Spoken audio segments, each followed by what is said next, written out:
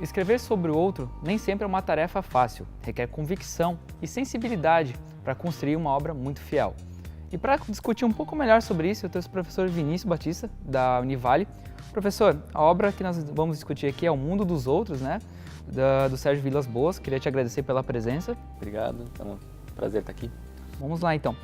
Professor, a obra ela trata uma questão que é bem interessante. Eu li a respeito de alguns críticos falarem que ela complementa uma visão de necessidade do jornalismo brasileiro, que é trabalhar melhor o indivíduo e não seus feitos, né? Essa questão. Eu queria te perguntar se a obra, na tua percepção, ela aprofunda melhor nessa abordagem do indivíduo como um personagem. Eu acho que a obra ela tem um papel de ensinar através do que ela exatamente faz na prática, né? Porque o livro é composto de 22 perfis que o Sérgio Vilas-Boas escreve e ele se torna um livro didático para mim, porque no final ele traz um ensaio sobre o fazer, né? Esse gênero, né, jornalístico, o gênero da literatura que é o perfil, e ele aponta os caminhos, né, justamente para reforçar essa figura do indivíduo, como dar atenção para esse indivíduo e transformar ele, né, em um certo momento, em um certo veículo, num protagonista dessa história, assim, né, tanto anônimos quanto famosos. Aqui especialmente ele trata mais de famosos, né, que ele entrevistou e fez esse perfil ao longo da carreira, mas ele fala da possibilidade de, na verdade, perfilar, né, a arte de perfilar qualquer indivíduo, né, desde que eu olhe atentamente para a história dele. Assim. É bacana essa abordagem que o professor trouxe em relação aos artistas e tudo, e perfilar essa questão.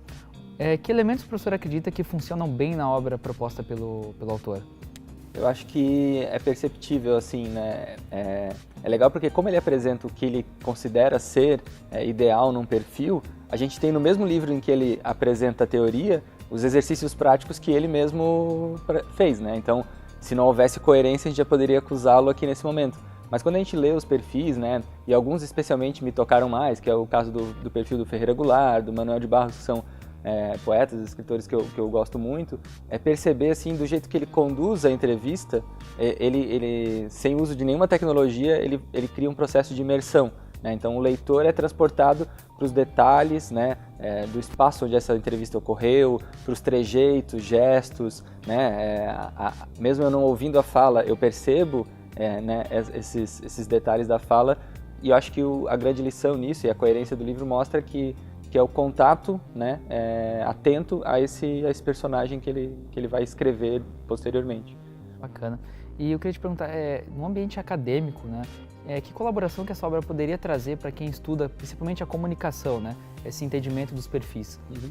Eu uso essa obra especialmente na disciplina de jornalismo de revista, né, dentro de uma unidade onde eu trabalho o gênero perfil, né, que é um gênero que tem uma trajetória dentro das revistas, por isso ele entra nessa disciplina. E olhando de uma forma um pouco mais geral, para além do perfil, ele fala muito sobre o ato da entrevista, que, na minha opinião, é um ato fundamental em várias áreas da comunicação, né? Nós estamos aqui num processo de entrevista, do jornalismo especialmente, né? Tem esse processo da entrevista.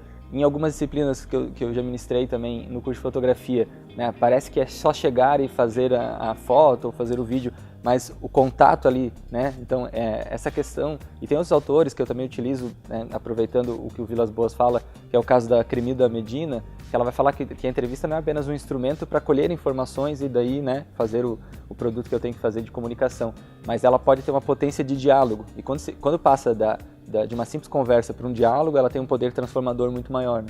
Bacana. E nessa questão do poder transformador e do diálogo, nesse aspecto, o que o professor acredita que pode colaborar para os estudos de comunicação? Eu acho que é a gente voltar a ter esse olhar mais calmo para quando há a possibilidade de conversa, né? Em várias disciplinas onde há a necessidade de proceder com uma entrevista, eu percebo os alunos utilizando, né, das tecnologias de mensagem para otimizar o tempo, não julgo essa necessidade de realmente, né, adaptar e conseguir produzir vários trabalhos, mas especialmente em uma disciplina no semestre que passou, ironicamente na disciplina de jornalismo online, eu obriguei os alunos a produzirem uma reportagem totalmente offline, como se eles estivessem ali no início da década de 90, então sem nenhuma dessas facilidades. E o trabalho não era nem produzir a reportagem, eu queria um relatório sobre a experiência. E foi muito interessante ouvir dos alunos, cara, eu tive que conversar pessoalmente com a pessoa, e daí a forma como mudou a chavezinha, sabe? Então, como não tinha o apoio do celular, de nada assim, o processo de atenção para o que o outro tinha a dizer era muito importante, assim. Acho que também nos processos de comunicação o jornalismo passa por um período assim muito da opinião sobressaindo, né? E acho que quando a gente bota várias vozes em conversa através do instrumento da entrevista, é claro que, especialmente nesse livro Perfil, é um olhar mais único, né, para um personagem, mas o ato da entrevista serve para botar várias vozes no palco, né, da comunicação. Bacana.